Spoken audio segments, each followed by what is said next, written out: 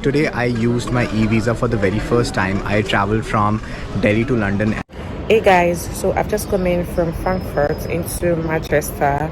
I'll be telling you how to use your eVisa to travel internationally. Guys, since the UK introduced the eVisa, there has been a lot of pressure, a lot of stress, and I feel it's so important for me to share this with you. These are people who have traveled of recent in January, yes, January 2025. I feel if I share the experiences with you, you will learn some tips, some tricks on how to travel smoothly. And also, you will be relaxed because a lot of people are stressed about traveling. They've cancelled any plans of traveling because they feel they'll be stuck at the borders. I feel you should not worry at all. Let's just get into this video and let's see all the experiences. If you are meeting me for the first time, my name is Cynthia. I share information that will help your transition abroad to be as smooth as possible. I share information about settling, working, or studying in the UK. If you're interested in any of these, then subscribe to this channel, turn on your notification bell so that each time I drop a new video, you'll be amongst the first people to see that video and you will benefit a lot from it. And without wasting time, let's get into this video. Okay, this video will be very important because I'll be explaining how to use your eVisa, UK eVisa for international travel purposes. So today I used my eVisa for the very first time. I traveled from Delhi to London and now I'm in London. Literally I'm shooting the video inside the airport after completing my immigration and collecting my luggage. So my experience was quite nice. It was quite quick. I didn't have any issues while using my eVisa.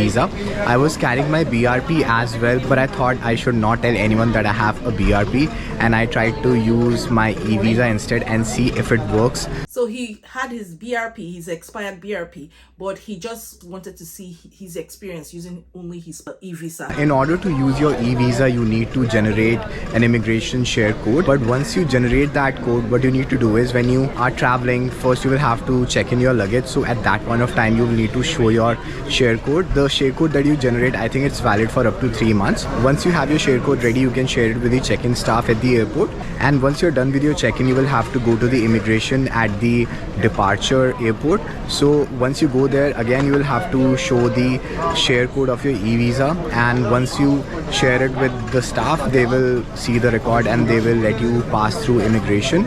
I completed my immigration in Delhi and I had no issues. And after that, once I arrived in London, I didn't have to share any eVisa share code. Basically, I only showed my passport to the immigration officer and they didn't even bother asking me if I have a BRP or not, or if I have an eVisa or not.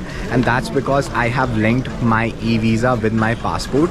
He has linked his eVisa with his passport, so it made it so easy for him. So he's just trying to explain to us that coming from Delhi, he did not have any trouble at all, but they needed that share code, and with that share code, you know, it lasts for 3 months, that's 90 days, and just make sure the timing is right for that. Thank you so much to Dream UK for giving me the permission to share that video, because I felt our audience would be able to benefit from it.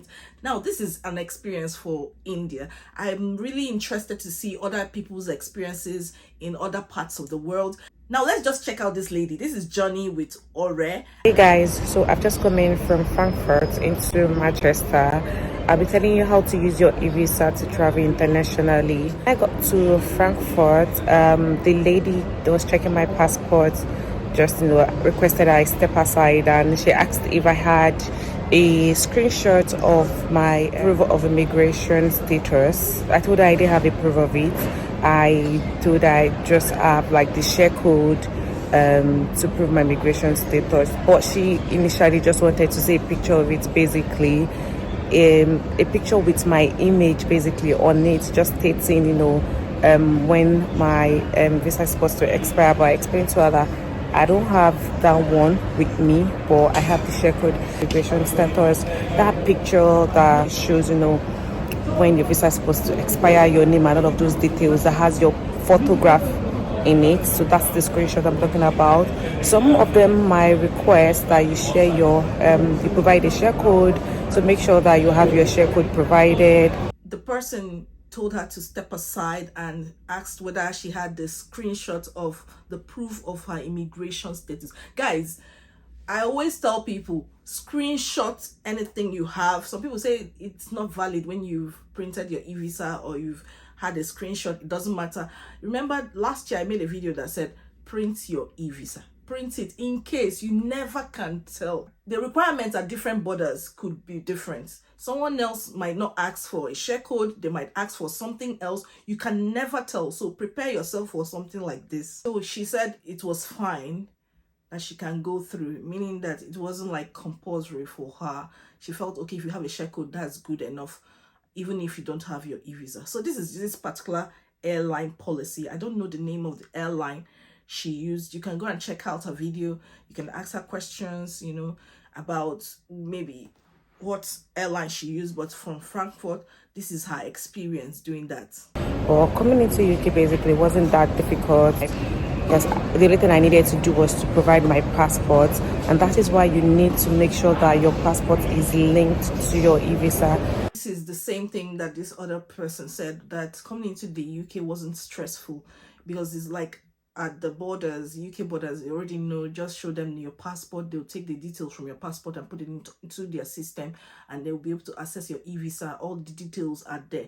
But the problem is when you are in another borders, like you're trying to pass through a particular country, you don't know what the airline rules are with that particular country. So that's why she's saying link your passport to your eVisa. I've made several videos about how you can link your passport to your eVisa. You can check it out here. Just look at it, benefit from it. You know, if you're struggling, if it is something that you don't know how to go about, everything is just explained properly in my videos. You follow the steps there.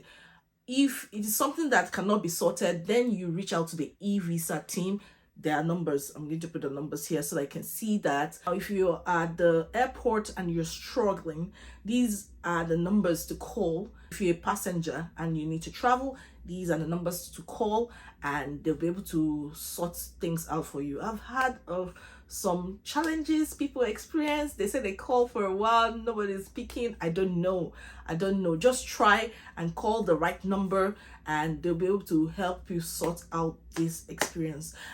I know that these experiences might be different from one person to another.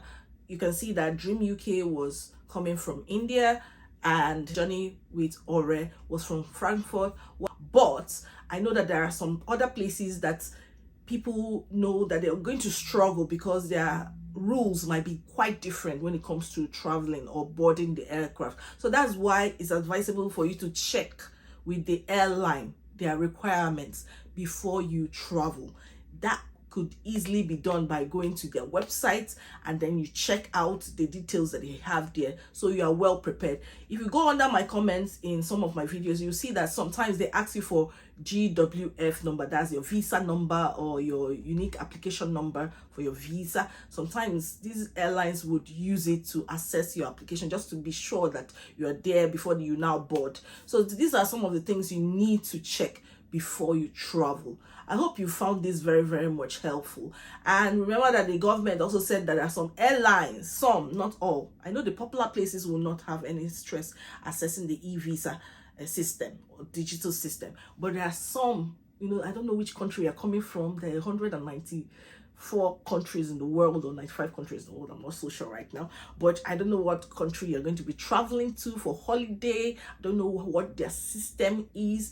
And so I also said you should try your best to provide or travel with some of the documents that are listed on the government websites. The government listed that some might ask you for evidence of your visa approval email. You know, when you apply for that's a visa, they'll give you an approval email or letter. Just keep that handy with you in case you don't want to have a connecting flight that will take you to another place and they are requiring something and you can't provide it. I know it's so easy for many people to travel to some of these countries that people travel to very often, but there are some places that you don't want to be stuck in because it's difficult to reach out to UKVI immigration from there. I don't know what your situation is. That's why I said, apart from your share code, your passport, use your expired BRP, travel with it in case. Also, get that email, visa approval email, and also try your best to have the numbers of the people that you need to call if you have any challenges. So I hope you benefited a lot from this video. Please like, share, subscribe. I will see you in my next video. Bye bye.